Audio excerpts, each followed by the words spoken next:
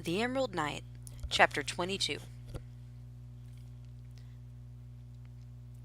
It was what the town considered an off-season, meaning that it was nowhere near any holy day.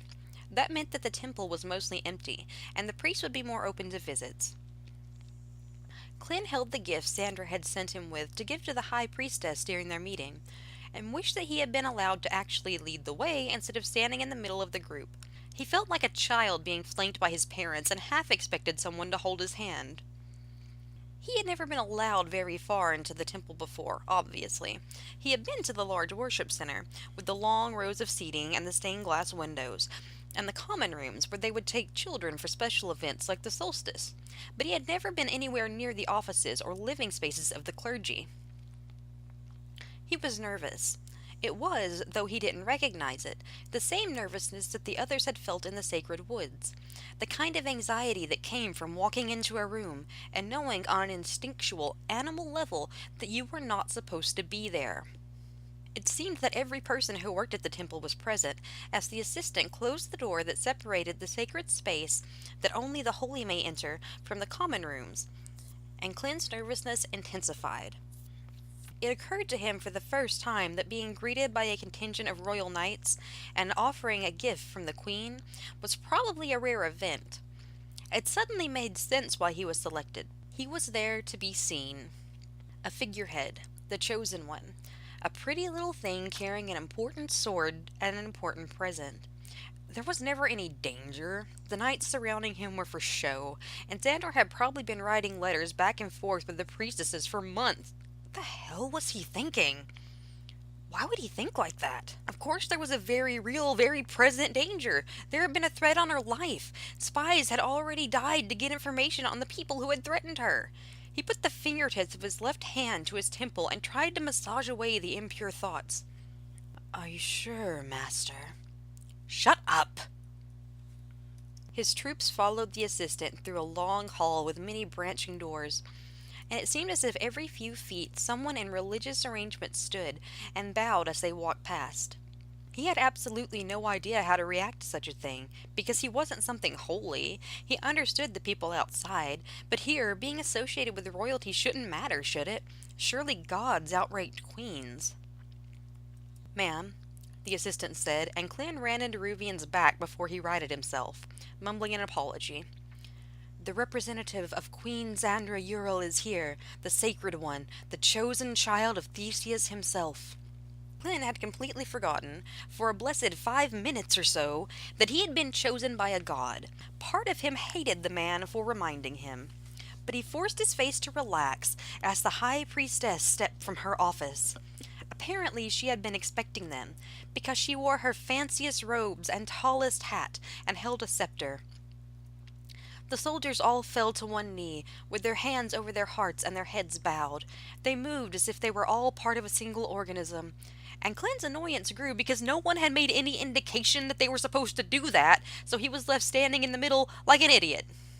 He fell so hard that he hurt himself when the hilt of his sword hit him in the back of the head. Your Holiness, he said. I don't know if you remember me. I grew up in one of the migrant families. I spent every winter solstice in this temple. I've been gone these 7 years, duty bound to the royal family, and I have returned on royal business from the Queen. I would be honored if you would accept this gift she has sent by my hand and allow us an audience to speak with you. Nailed it. Rise, Sir Clint. She laughed, and he jerked up his head. He knew her. He remembered her, had seen her at least once a week at the holy services, had received gifts from her, though she addressed them as being from Nikolai. She was a fixture in his memory from his childhood. So he stood and smiled and wove his way through the men in front of him until he was standing directly in front of her. Xandra told me to give you this box, he said, because it was true, and because it made more sense than the rest of the speech that he had written out and poorly memorized during the trip. We've missed you, Clint. She ignored the box, and instead let the palm of her hand rest on his cheek. We've been so worried after what happened to your parents. Yeah, Clint agreed, and then remembered that he was leading a group of soldiers, so he turned and told them, Y'all can get up. The priestess laughed, and Clint turned back to look at her. I thought perhaps life in the capital would have smoothed your edges, she chuckled. Come along, Clyn. You and your friends come into my office. Clyn followed her and took a seat at the desk that she had gestured toward, then leaned forward and sat the box in front of the seat she would take, because he was tired of holding it. There was only one seat left empty, and to his relief, Rivian took it instead of, as he had feared, standing behind him in the same way he often stood behind Xandra. He didn't know how she stood it. He felt like it would make him paranoid. It's nice to see you again, Clyn. She smiled as she sat. I was worried you had forgotten us. Never. He tried to smile back, but the anxiety that had pressed upon him in the hall hung around him like a cloud, making it difficult to draw breath.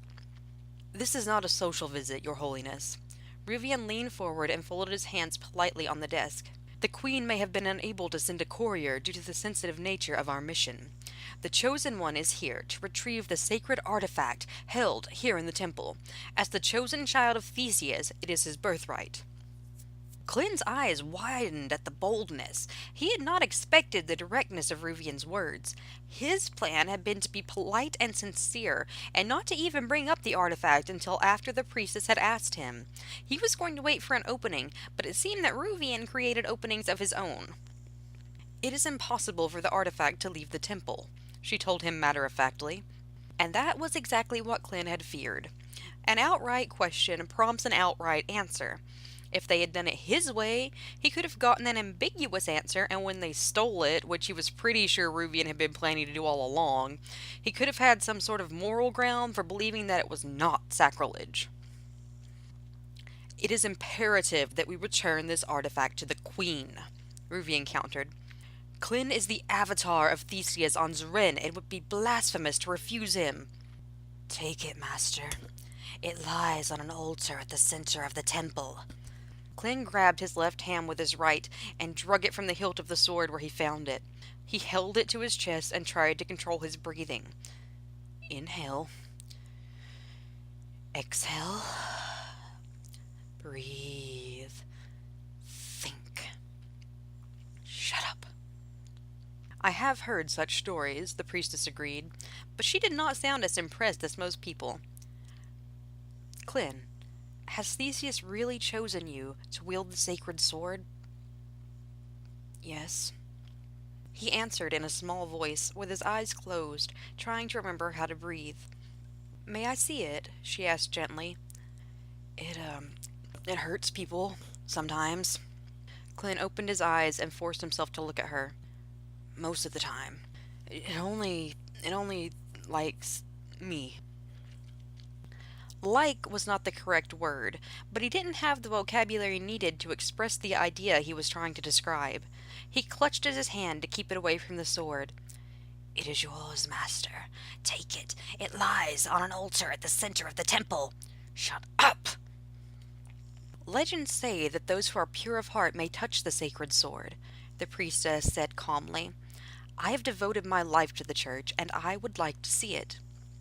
Clyn reluctantly stood and released his left hand.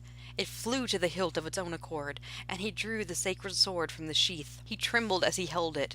It was louder now, more intense, more difficult to ignore. He set it quickly on the desk and pulled away as if he had been burned. It balanced there on the box, and he felt a painful urge to retrieve it. His entire body began to itch as if he was swarming with insects. Do not abandon me, Master. We are one. We are connected. The priestess gently lifted the sword with one hand wrapped around the hilt and the other gently supporting the dull side of the blade. After less than a second, she sat it down, and Clyn registered the pain in her eyes that she had tried so hard to conceal. It hadn't burned off her hand, but it had certainly done something. This is certainly Theseus' sacred blade, she said. You may have it back. Clyn took the sword and slid it back into the sheath. Instantly, the imaginary insects vanished. Unfortunately, it is impossible to remove the artifact from the temple. She looked into Clyn's eyes. I'm so sorry, Clyn. If I had known who you would be, I would have told you sooner. Slowly, the pieces of the puzzle fit into place in Clyn's mind. The sacred artifact that no one was allowed to see. the sacred space where no one was allowed to go, the sacred spirit that no one was allowed to talk to. "Oh my God," he said aloud. "It doesn't exist."